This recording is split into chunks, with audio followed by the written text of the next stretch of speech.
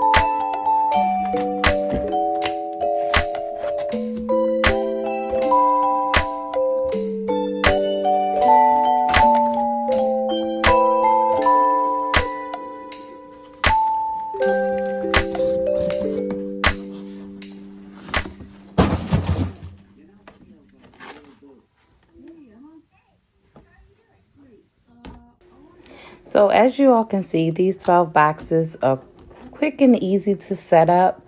Takes some time because you have to realize you have to fit the tops on and they have to click before you move on to the corners. So it does take a little time to put together, but it's very easy, quick setup. And if you're looking for something that is, just easy to help you put together, if you're not really a handy person, these are the boxes for you.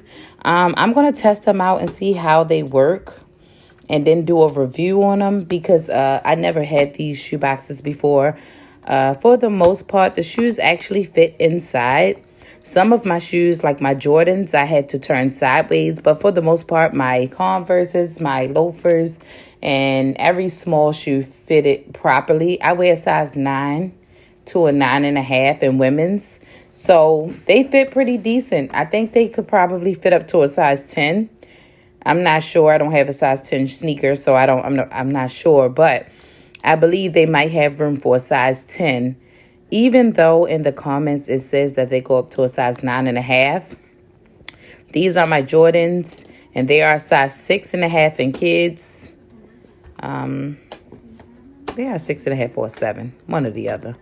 Can't remember.